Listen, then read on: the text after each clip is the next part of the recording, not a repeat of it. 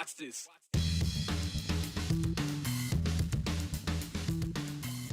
You know, normally what goes on at a convention can rarely sustain 2 days of coverage. But what happened this past weekend in Twin Falls has us continuing the conversation. After all, it was the state GOP convention, and it is Idaho. So 13 resolutions were passed, ideas Republicans would like to see become rules going forward. And they touched on everything during the convention, from no support for any abortion to unequivocal support for Israel. Well, we touched on one of these resolutions yesterday, the crossover voting resolution put forth by Brandon Durst. The idea was to clamp down on people signing up to vote Republican who aren't really Republican, like Democrats crossing over just to have a say in the Republican primary election. To limit that from happening, Durst believes a voter should not qualify as a Republican if they join the party less than a year before the next primary election held in an even-numbered year, or they remove themselves from the Republican rolls at any time in the past 2 years, if they donated to more than one candidate of a different political party within 2 years of the primary, if you were a member of any other political party within those 2 years, or voted in a primary or caucus for any other political party over that same time span. These rules would not apply to new voters, by the way. The reason for these new requirements, or what the majority of those delegates believe was happening, was the infiltration of the Republican primary this past May. The number of registered Republicans jumped this past spring. As we can show you here, back in January, there were about 531,000 registered Republicans in Idaho. Democrats accounted for 134,000 across the state, unaffiliated about 310,000. Then along came the idea of Lieutenant Governor Janice McGeehan for governor, Priscilla Giddings for lieutenant governor, Dorothy Moon jumping into the race for Secretary of State, Raul Labrador for AG, and even Brandon Durst running for statewide offices on the Republican ticket. And by April, just 2 weeks after the deadline to switch parties, that number of registered Republicans went up by about 15,000 voters. But the Democrats only dropped by about 5,000, which means most of them were jumping in from the unaffiliated side of the pool, where that number dropped by about 7,000. A bigger influx of Republicans happened between April and July, which means we have to believe they registered day of on that primary or anytime after, to the tune of 31,000 new Republicans and 28,000 fewer unaffiliated voters. So is it crossover or just joining? It was a complaint made by Brandon Durst almost immediately after he lost his primary bid to be the next state superintendent of public instruction.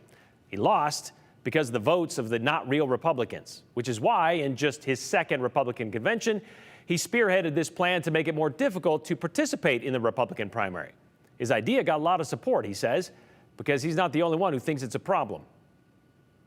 The problem is that those who do not share the values of the Republican Party, as espoused by its platform, are choosing to vote in the Republican primaries, and with the intention of nominating candidates that don't reflect their Republican platform. And I look at it like a team, like a sports team. You don't want the other coach picking your quarterback.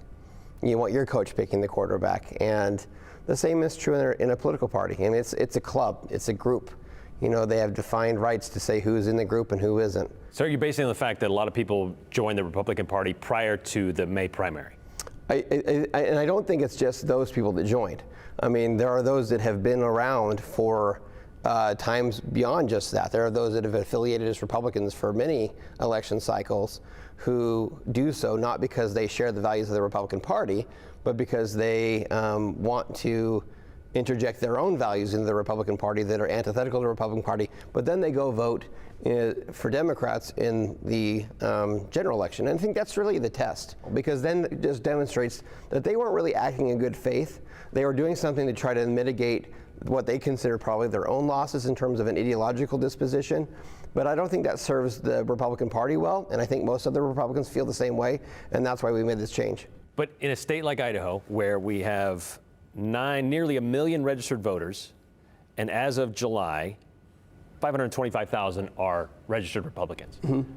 It is a Republican-dominated state. Yep. So if they want their voice to be heard, they feel maybe that they should be able to have a say in who runs as a Republican, because we all know if there's an R by the name in Idaho, chances are you're going to get elected. That's true, and I don't blame them for having that opinion or that feeling. But I think what's missing is the perspective of the party, which is, again, it's an organization. It has a constitutional right to decide who associates it with and who it associates with and who associates with it, right? And so that's where the disconnect is at.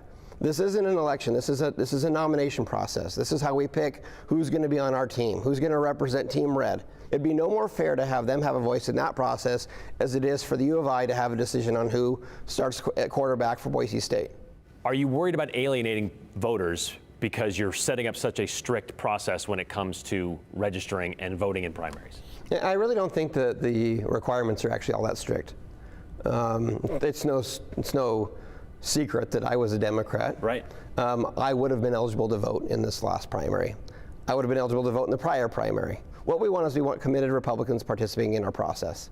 That's what we want. We're not even going to put a litmus test on ideologically what part of the party they're in. I was going to say, because it sounds like that's what it is. It sounds like you have to believe this and this only. Yeah, see, and that's why the rule doesn't speak to where they at. We don't actually say, you have to sign some oath that says, yes, I agree with all these parts of the party platform. We're not having that requirement. Okay, so the direction the party's going now could be seen as alienating to some moderates.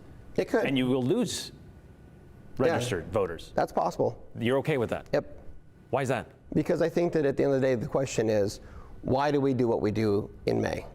We do it to nominate who's going to represent the Republican brand.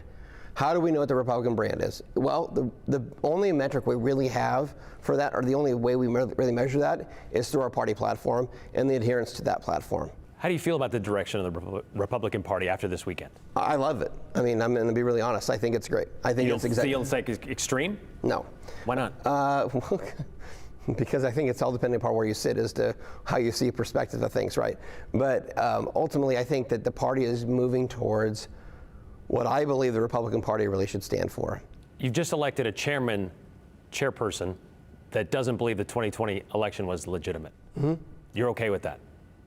That's what the assembled wisdom of the convention said they wanted. And who would I be to disagree with that? If it's not true. If what's not true? The presidential election of 2020, do you believe that it was legitimate? I think that we had an election process that was flawed. Were there improprieties? There were imperfections? Yes, there absolutely were. Even though none of that's been proven? They absolutely have been proven. Can you give me an example? Sure. We know, for example, in the state of Pennsylvania, they were not requiring the statutory requirement that people sign their affidavits for their absentee ballots. They were dispensing with that requirement and still counting those ballots anyways. Wasn't that accepted by the court? It was. It was accepted by the state Supreme Court in Pennsylvania. So therefore it's legal. Well, that's a matter of judicial interpretation. I would say that those things are still illegal. The court just permitted them to exist. I guess that is the gist of all this, is this idea of freedom, yet we want to set up all of these rules. Whether it's from who can vote in the primary to whether or not a woman has rights over her own body. Mm-hmm. And you're okay with the way that is going right now as a former Democrat? Yeah, I am. As someone who's switched parties, I maybe have a level of appreciation that others don't. I'm not going to apologize for believing that an unborn baby deserves to live. I'm not going to apologize for believing that Republicans should have the right to decide who their quarterback is, who they nominate for different offices to represent them in a general election. Those are the right things that we should be doing. And frankly, it's incumbent upon the other side of the aisle to be doing their part too. Because that's how we live. That's the kind of republic that we're supposed to be. And we're supposed to have, a marketplace of ideas that are competing. Okay, so as for who's going to track and police this possible policy, Durst said it would come from data already archived by the Secretary of State's office, even those moving in from out of state. So it'd be a small burden in both process and paying for it. But any extra cost should be covered by the party, Durst says. Worth pointing out, by the way, these platforms that will guide the direction of the party for more than 500,000 Idahoans were decided by 750 people this past weekend, each of them handpicked by each county's central committee. And these are not, they are just resolutions. They're not rules. But there's nothing to say that it won't be brought up and introduced as possible bills the upcoming legislative session. Well, there was something else of significance that happened during the GOP convention in Twin. Not only is it a time for the party to lay out its platform, as we heard, but it's also a time to elect party leadership. Tom Luna was hoping to retain his position as state party chair, but he lost to Dorothy Moon. Prior to that, on Thursday, the first day of the convention, in sort of a meet and greet to gain support, Luna held a pizza party.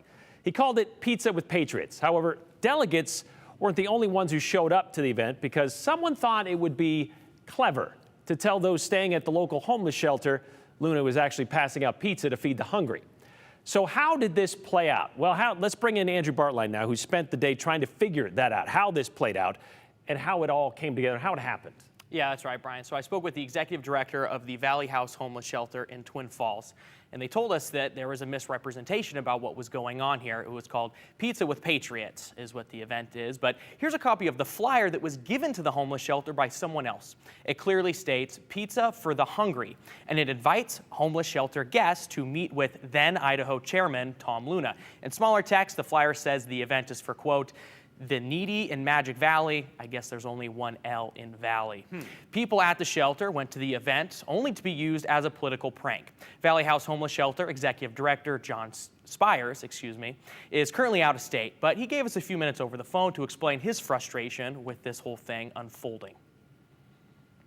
I hate the fact that we've been thrust into this because we had nothing to do with it, but here we are. So we're going to continue caring for the people that are at Valley House and caring for the people in the Magic Valley, and try to, as much as possible, avoid this type of political garbage that's happening. Tyler Hurst organized the event for Tom Luna, and he says there was a little confusion at first when these people started showing up, but there were no more problems once he saw the flyer and fully understood what was going on. We are so divided as a party or as people that we will go so far as to use humans at their lowest as political pawns to make a joke or political point. That's horrible. It looks like you chose to embrace it and bring these people in.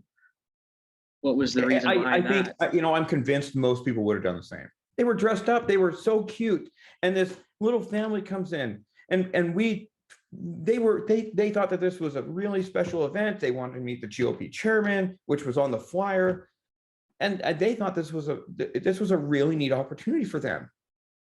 God bless them for wanting to take part in the American process and meet the chairman of the Idaho GOP, right? And so, yeah, you're certainly invited. The more the merrier, right? Representative Dorothy Moon ran against Luna for GOP chair, and she won. Hurst says she has nothing to do with this prank. Moon didn't talk to us today, but she did condemn the prank during her nomination speech this weekend. Valley House Homeless Shelter says they have since learned who is passing out these flyers or who passed out these flyers, and Spires says he's confronted the person about it. From what I understand from talking to the person, they wanted to make the Luna campaign aware of people in need because they didn't believe that people in need were being seen by the Luna campaign. Tom was homeless as a child. Tom understands the needs of the homeless population, right? And if they wanted to, if these individuals or individual wanted to make that, why didn't they run a resolution or a rule or some sort of platform plank, right? Inside the convention, which they were at. Right, that sounds like a political answer trying to scapegoat what they actually did. Do you believe their reason that they did this because they wanted the Luna campaign to be more aware of people in need? Do you believe that?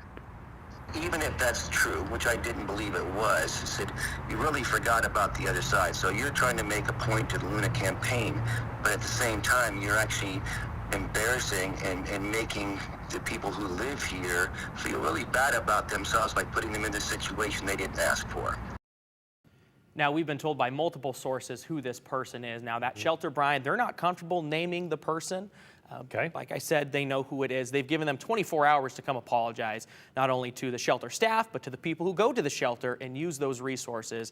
As for Tyler Hurst, he says that he understands this is going to be made political. It's a political problem, but to him, it really feels like it's about homeless people because he sat there, he talked to these people, looked them in the eye, and it really kind of hurt his feelings a bit. He was struck a chord. Well, it is, as Tyler said, it's unfortunate these people were put in this position. They weren't asked to be put in. And as you said, that 24-hour clock, I believe, started this morning. And so by tomorrow morning, if that apology does not come, I guess that name will be made public. And for a lot of people, you may or may not be surprised on who it is. Yeah, we'll stay in touch with Spires, and it's a person who's involved in politics in the state. All right. Thank you very much, Andrew. Stay tuned.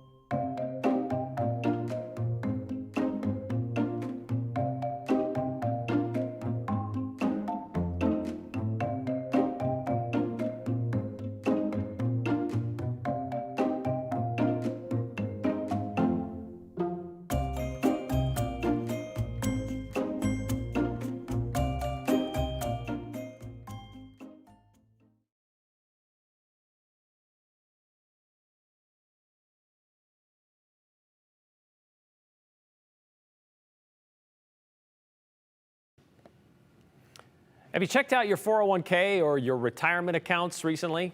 If you haven't, don't. That's actually expert advice these days. 2022 has done a number on American stock markets, and that has hit retirement accounts too, to the tune of trillions of dollars. A June 30th report from PERSI, the public employee retirement system here in Idaho, showed the damage. 9.5% loss of return over last year. Maybe you're thinking of retiring over the next month or so. Here's Joe Paris. Idahoans looking at their 401k or retirement accounts in recent months likely have something in common. Those accounts are down as of late, and they have been for some time now. Stocks are simply down in recent months. Some Idahoans nearing retirement age are now worried that their account balances are not what they had hoped for. It is a tough reality, but Boise financial expert Dave Petzo says this is not like 2008 or 2009. A memory still fresh for some weary investors. There's really been nowhere to hide, but this is not like a 2008. We're not down that much. We're not down 50%, and nobody knows if the banking system is solvent. There are lots and lots of worries, and I'm sure we'll talk about those. But what we're really dealing with today are people's fears that there's been nowhere to hide. For starters, Petzo says there are a variety of issues contributing to poor stock and retirement account performance. Recovery from COVID, war in Europe, supply chain issues among the top few reasons. We're hearing it from both sides of the aisle. This is not a time where people feel confident. And when they don't feel confident, any losses they're seeing in their portfolio is exaggerated because it doesn't feel like we are coming to a conclusion like, well, don't worry, we have solutions. 3 months from now, 6 months from now, we're going to be okay. That's what's different this time, but every time has a different feel to it. A KTVB viewer reached out with concerns about their PERSI retirement plan. They say that they've lost thousands in their retirement account in recent months and have concerns about affording retirement altogether. PERSI, the public employee retirement system here in Idaho, published an investment report on June 30th to cap off the fiscal year. PERSI CIO Bob Maynard wrote in the report that 2022 is, quote, the worst start for the calendar year for capital markets since the 1930s. The PERSI report indicates what many other retirement accounts show as well, losses in the stock market. Fiscal year to year, PERSI reported a 9.5% loss, the fourth worst in PERSI's 55-year history. So, if you have PERSI or any other retirement account like it, like a 401k, what should you do in general? Petzo says, don't panic. I know it sounds like putting your head in the sand, but I'll tell you, walking through 2000 through 02 and in 2008 in particular, when people were like, I just can't deal with this, then don't open your statements. And then watching their joy, literally 6 months, 8 months, a year later, when they finally feel the courage to open it up and they cannot believe what a life-changing decision they made. And it really is. People that sold out at the bottom in early 2009 literally changed their life in a bad way. They have so much less money than they would today because they took a temporary loss and made it permanent. Perspective is huge on this topic. Using PERSI as an example, yes, the return from the fiscal year is down, but overall, the account is still up 7.1% over the last 25 years. Petzo says investing is about long-term strategy, not hour to hour like some mobile trading apps have made it seem in recent years. At the end of the day, many 401k and retirement plans are investing in traditionally strong markets that rebound historically. These really are times for us to take a pause, take a deep breath, and try as you might to not be a human being. Quit being an emotional package wrapped in skin. That's what we are. And when it comes to money, people are super emotional. And I asked Governor Little's office if he shares concerns about state employees losing thousands in retirement, possibly compromising retirement altogether. The governor sent us this comment, quote, Governor Brad Little understands Idahoans are grappling with the many negative impacts of inflation under President Biden's watch. Idaho is leading the nation to economic prosperity and providing our citizens and business historic tax relief. Brian, you get the idea here. I know it's not the governor's responsibility to, make sure that all the people retiring in Idaho are made whole. He's the governor. He's not in charge of all financial decisions. Right. However, That's the answer we get, and it kind of pushes to the fact that there is a lot of unknowns right now, and there's not a lot of answers. I know specifically we had a viewer that said they were looking to retire in the very near future after losing thousands of dollars. If you can hold out, that's the expert advice right now. As you heard Petso say, you don't want to cash out and have a permanent loss. But for those waiting on that short-term result, sorry about that, I guess is the best answer right now. It's tough out there. All right, thank you very much, Joe.